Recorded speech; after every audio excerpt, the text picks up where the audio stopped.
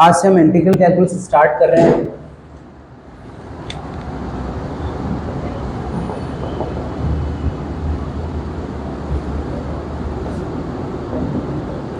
Integral calculus का जो first topic है वो आपका gamma function.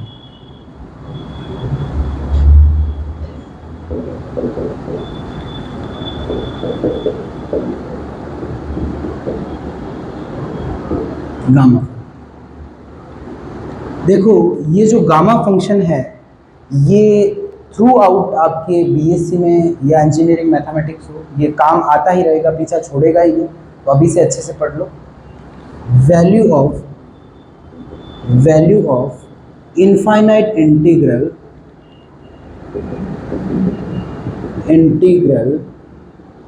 For positive values of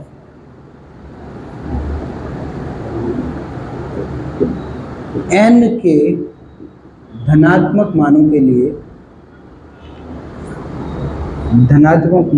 लिए अनंत समाकलन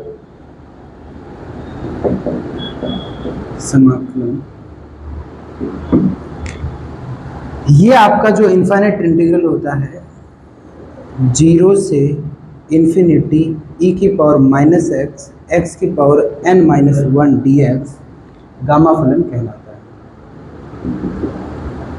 इंग्लिश में गामा फलन।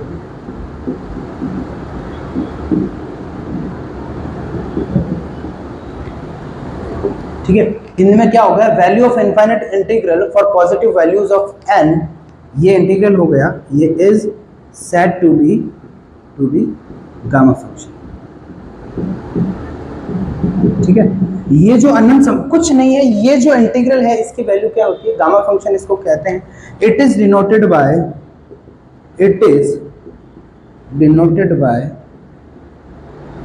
फैक्टर। ठीक है, इससे हिंदी में हो जाएगा फैक्टोरियल n से प्रदर्शित किया जाता है।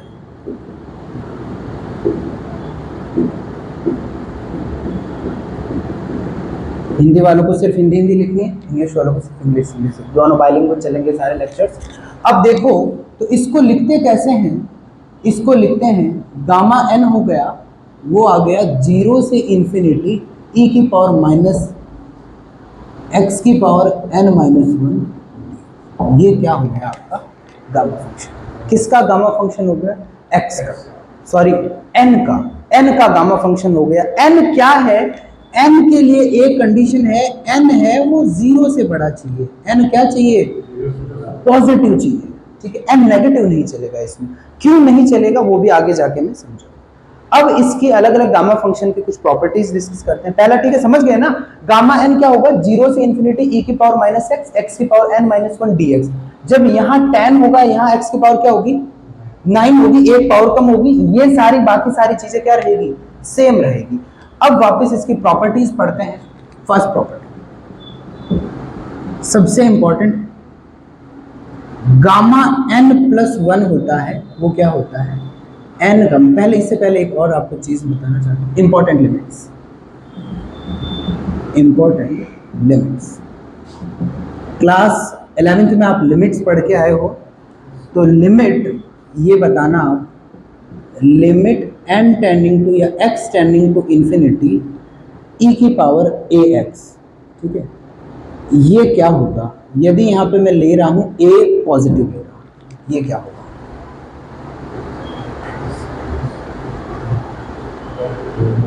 दूसरा, दोनों में जो a है वो पॉजिटिव है। दूसरी लिमिट हो गई limit x tending to infinity e की पावर माइनस।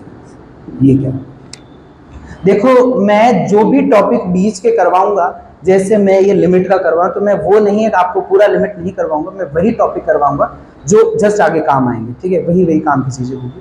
देखो e क्या होता है? चर घातांकी फलन होता है, एक्सपोनेंशियल फंक्शन होता है। तो जो e की वैल्यू होगी, यदि आपके पास कैलकुलेटर है तो you can search that, e की वैल्यू होती है वो क्या होती है? 2.71 होती है। ठीक है, ये आपको पता होगा, याद होना चाहिए। अब देखो, कोई भी क्वांटिटी लिया आपने जो 1 से बड़ी है, जैसे ये आपने लिया 2, ठीक है, 2 का स्क्वायर करा क्या हुआ? 4 हुआ। 2 का क्यूब हुआ क्या हुआ 8 हुआ, 2 की पावर 4 हुई कितनी रही 16। एक से बड़ी कोई भी संख्या होती है और उसकी पावर जैसे बढ़ती है तो उससे उसकी वैल्यू बढ़ती जाती है, और एक से छोटी कोई संख्या होती है जैसे 1/2, स्क्वायर करा क्या हो गया 1/4, 1/2 का क्यूब करा 1/8, तो ये कम हो रही है, ये कितना है 0.25 है, और ये कितना समझ गया ना 12.5 है, ये पॉइंट ये 125 समझ गए ना। एक से बड़ा कोई भी नंबर होगा उसकी जैसे जैसे पावर बढ़ेगी उसकी वैल्यू और ज्यादा बढ़ती जाएगी, और एक से छोटा नंबर होगा जिसकी जैसे पावर बढ़ती है क्या होगी वैल्यू कम होती जाएगी। Is that clear? अब ये चीजें आपको कॉपी के टॉप में लिखनी, ऐसे बीच में अच्छी नहीं लगेगी, ये मतलब ये भी नहीं आता क्या। अब देखो यहाँ पे पहला लेते हैं, ए क्या है कोई पॉजिटिव क्वांटिटी है, पॉजिटिव का मतलब 0 से बड़ी कोई भी 1 2 3 4 ऐसे कुछ भी चलेगा, और एक्स क्या है इन्फिनिटी है, ठीक है। ई क्या है 2.71 है, तो यदि मैं बोलूं यहां पे लिमिट समझ गए ना, यदि यहां पे limit n tending to infinity पे 2.71 की पावर a इंटू इंफिनिटी, कोई भी पॉजिटिव क्वांटिटी को इंफिनिटी से मल्टीप्लाई करोगे क्या आ जाएगा इंफिनिटी हो जाएगा। अब 2.71 है वो एक से बड़ी क्वांटिटी है या नहीं है, एक से बड़ी है, तो एक से बड़ी कोई संख्या को अनंत बार मल्टीप्लाई करो तो क्या हो जाएगा अनंत हो जाएगा, क्योंकि हमें पता है एक से बड़ी कोई भी संख्या होती है कोई भी वैल्यू होती है जैसे जैसे पावर बढ़ती है वो क्या होती है बढ़ती जाती है, तो पहला इसका वैल्यू क्या आ गई आपकी इंफिनिटी आ गई, समझ में। तो अब जहां पे भी आए e की power limit n tending to infinity या x tending to infinity e की पावर x क्या हो गया प्लस इंफिनिटी हो गया। दूसरा बात रही इस इंटीग्रेशन की, तो इस इंटीग्रेशन को क्या करना है limit x tending to infinity, ये e की पावर क्या है ये है, इसको अपन ऐसे भी तो लिख सकते हैं limit x tending to infinity 1 upon e की पावर x, और ये क्या हो गया ये क्या हो जाएगा इंफिनिटी, जैसे ही लिमिट लिखोगे ये क्या आ जाएगा 1 अपॉन इंफिनिटी, और एनी नंबर अपॉन इंफिनिटी क्या होता है 0। तो ये बस आपको 2 यूनिट याद रखनी है, एक तो सॉरी 2 लिमिट याद रखनी है, एक तो फर्स्ट वाली और एक क्या सेकंड वाली। इसको इरेज कर दो। अब देखो इसको इसका फोटो लो, क्लास का पैटर्न ऐसा रहेगा, तुम्हारा एक ग्रुप बन जाएगा तो कोई भी एक फोटो ले लिया करो, ग्रुप में ऐड हो जाओ, क्लास में लिखना नहीं रहता।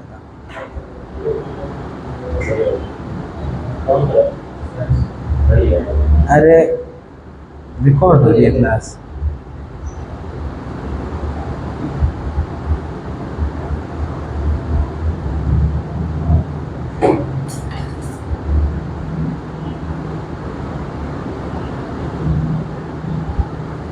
नोटबुक कैसे डालोगे, खरीद ली तो काम तो नहीं करा ना अभी, काम नहीं करा तो एक चीज ध्यान रखना कि नोटबुक जो भी डालो उसमें तो कॉल वाइब्रेट क्यों कर रहा था ये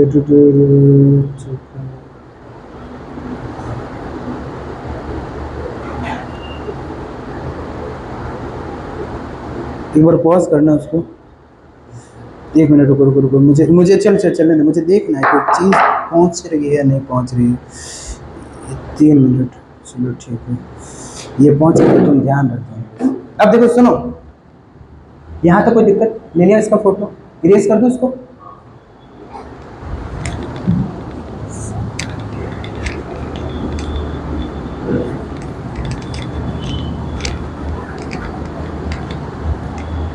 अब देखो गामा फंक्शन में जो फर्स्ट प्रॉपर्टी है वो है गामा n+1 होता है, वो क्या होता है n गामा n, ऑलरेडी आपने पढ़ रखा है ये। अब इसका प्रूफ कैसे करेंगे, अभी अभी हमने सीखा है, हमने क्या सीखा है गामा n का फॉर्मूला है, ये क्या है ये इनफाइनाइट इंटीग्रल है, अनंत समाकल है जिसकी वैल्यू 0 से इंफिनिटी e की पावर -x और x की पावर n-1 dx, हमें पता है ये चीज। मतलब जब यहाँ n-1 था तब यहाँ क्या है n है, ठीक है, मतलब इससे ये 1 ज्यादा है, यहाँ 9 होगा तो यहाँ कितना होगा 10 होगा, यहाँ 10 होगा तो यहाँ कितना होगा 11 होगा, और वैसे यदि यहाँ 15 होगा तो यहाँ कितना होगा 14, मतलब इससे ये 1 कम है। तो यदि मैं लिख दूं सेम फॉर्मूले को n+1 0 से इंफिनिटी ई की पावर माइनस एक्स, और ये क्या हो जाएगा, इससे बिल्कुल सही, ये एक्स की पावर एन हो गया dx हो गया। Is that clear? अब ये क्या बना है आप देखो तो क्लास 12th में इंटीग्रेशन बाय पार्ट खंडस समाकलन बना है। इंटीग्रेशन बाय पार्ट क्या होता है, ये आपको ये I L A T E ऐसे पिक करते हैं। एक फर्स्ट फंक्शन होता है, एक सेकंड फंक्शन होता है। आई का मतलब क्या होता है, आई का मतलब होता है इनवर्स, ये बता देता हूँ, इसका मतलब होता है इनवर्स, मतलब हिंदी में इसको क्या बोलते हैं, प्रतिलोम। और ये एल क्या होता है बताओ, लॉगरिथमिक, मतलब क्या बोलते हैं इसको हिंदी में, लघुगणक। और ए को बोलते हैं एल्जेब्रिक, मतलब क्या बीजीय हो जाएगा ये। और ये क्या हो जाएगा, ट्रिगोनोमेट्रिक, मतलब त्रिकोणमितीय। और एक आपका ई हो जाएगा एक्सपोनेंशियल, चरघातांकी। ये याद जिसको नहीं आता दिक्कत। अब इसमें क्या होता है, इसमें जिधर आगे होता है उसको पिक करना होता है। वैसे ये भी मेरा बता रखा है, यदि मैंने फर्स्ट क्लास, ये कोई मेथड नहीं होता है, ये एक ट्रिक होती है। इसके बिना भी चीजें हो सकती है, बट इन नॉर्मल फंक्शन में आप समझोगे, 12th में काम लेके आप काम ले सकते हो, इसके बिना भी काम हो सकता है। अब देखो ये कौन सा फंक्शन है, अब देखो फर्स्ट और सेकंड फंक्शन पिक करते हैं, वो मैं फॉर्मूला लिख देता हूँ इंटीग्रेशन बाय पार्ट वाला। दो फंक्शन है u और v, यदि ये मैंने समझ लिया फर्स्ट और ये समझ लिया सेकंड, दोनों किसके फंक्शन है, दोनों समझ रहा हूँ x के फंक्शन है। तो फर्स्ट को छोड़ना है, सेकंड का इंटीग्रेशन, माइनस फर्स्ट का क्या करना है, डिफरेंशिएशन करना है, फिर सेकंड का क्या करना है, इंटीग्रेशन करना है, जो वैल्यू आए उस पूरी का क्या कर देना, इंटीग्रेशन। Is that clear? ये है इसका। अब पिक कैसे करना है, अब देखो इनवर्स का क्या मतलब हो गया, tan इनवर्स, sin इनवर्स, ये वाले इनवर्स फंक्शन हो गए। L log के अंदर वाले हो गए, A algebraic x square plus 3x जो एल्जेब्रा वाली इक्वेशंस होगी, T मतलब ट्रिग्नोमेट्रिक सिंपल साइन कोस वाले, E मतलब e की पावर के ऊपर वाले।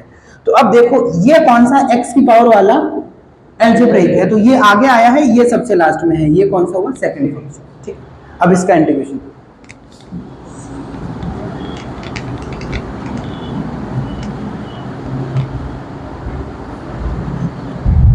अब देखो यहां से ये फर्स्ट फंक्शन रहा, ये कौन सा रहा, सेकंड रहा। हमें क्या निकालना है, हमें गामा n प्लस 1 निकालना है। तो अब देखो फर्स्ट को, ये फॉर्मूला देखो, फर्स्ट को छोड़ दो, जो फर्स्ट फंक्शन पिक करा है उसको छोड़ दो, तो x की पावर n को छोड़ा। सेकंड का क्या करना है, हमें इंटीग्रेशन करना है, तो e की पावर माइनस एक्स, और इंटीग्रेशन क्या करते हैं, नीचे इसका डिफरेंशिएशन, वो क्या होगा, -1। ये फर्स्ट में तो काम हो गया, इसके बाद कुछ करना ही नहीं, फर्स्ट का डिफरेंशिएशन, सेकंड का इंटीग्रेशन। तो भले लिमिट जो हमने रखी हम पुट कर सकते हैं, लिमिट ये लोअर हो गई 0, अपर क्या हो गई इंफिनिटी। ये इंटीग्रेशन कौन सा इंटीग्रेशन है, निश्चित समाकलन, डेफिनेट इंटीग्रेशन है, माइनस फर्स्ट का डिफरेंशिएशन। फर्स्ट आपका फंक्शन कौन सा, x की पावर n है, और x की पावर n का डिफरेंशिएशन क्या हो गया, n x की पावर n माइनस 1, और सेकंड का इंटीग्रेशन क्या होगा, सेकंड का इंटीग्रेशन हो जाएगा e की पावर माइनस एक्स, नीचे माइनस एक्स आएगा, प्लस कर दूं, और ये हो गया dx, और इंटीग्रेशन क्या होगा, वापस इसका एक बार और करना है। यहां तक कोई दिक्कत? अब ये रहा आपका integration n, sorry gamma n plus 1 हो गया। इसमें जैसे अपर लिमिट पुट करी, अपर लिमिट पुट करी, तो यहां तो भाई कुछ भी आएगा, यहां देखो क्या बन रहा है, e की पावर माइनस इंफिनिटी बन रहा है, 1 अपॉन e की पावर इंफिनिटी, उसकी वैल्यू 0 आ रहा है। तो इसमें तो इसकी वजह से पूरी वैल्यू 0 बन जाएगी अपर में, लोअर में ये 0 करते, ये 0 होगा, इसको 0 बना देगा, समझ गया ना। तो ये आपका हो गया 0, और प्लस यदि यहाँ n बाहर लोगे तो ये 0 से इंफिनिटी e की पावर माइनस एक्स, एक्स की पावर n माइनस 1 dx। तो ये क्या बना, गामा n प्लस 1 क्या बन गया, n गामा n हो गया। यही फॉर्मूला प्रूव करना। ये कहां से लिखा भाई, from definition of gamma function. ये गामा फंक्शन की डेफिनेशन यही होती है कि इनफाइनाइट इंटीग्रल होता है x की पॉजिटिव वैल्यू के लिए, बस ये होता है। Is that clear? तो यहाँ पे भले ये लिखना चाहो तो ये क्या, फ्रॉम द गामा फलन की परिभाषा से, from the definition of gamma फलन। समझ में आया नहीं, मोस्ट इंपॉर्टेंट है, ठीक है इस, और ये फॉर्मूला बहुत काम में आएगा। अब इससे क्या बनता है, इससे और कमाल की चीज होती है, इससे एक बात मैंने कंक्लूड कर दी है, जो गामा n प्लस 1 है वो क्या है, n गामा n है, ठीक है। तो कोई भी, अब यहां से दूसरा प्रूफ है, दूसरा मैं लिखना चाहता हूं, गामा n प्लस 1 है वो क्या है, फैक्टोरियल n है, ठीक है, इसका मतलब, या इसको ऐसे भी लिख सकते हो, ये लिख दिया और ये हो गया फैक्टोरियल। फैक्टोरियल का मतलब पता है या नहीं है? बिल्कुल, क्या होता है बताओ? n n-1 n-2 dash dash dash 3 2 1। Factorial 5 कर दिया तो क्या होगा? 5 4 3 2 1, मतलब पूरा 1 तक जाना है, ये फैक्टोरियल का मतलब होता है। तो ये बोल रहा है कि गामा में यदि आपको n+1 आए ना तो कुछ नहीं करना है, फैक्टोरियल n कर देना है। अब इसका प्रूफ कैसे होगा भाई? अभी अभी हमने लिखा है गामा n+1 है, तो इसको क्या लिख सकता हूं मैं? n गामा n लिख सकता हूं। रीजन फ्रॉम P1, पहली प्रॉपर्टी से, P1 से पता चल गया हमें। Is that clear? यहां तक कोई दिक्कत? अब देखो, अरे हो गया, चलो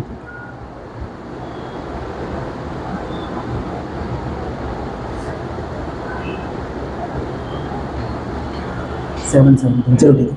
अब देखो ये समझ में आया नहीं आया? इरेज कर दो इसको, इरेज कर दो ना।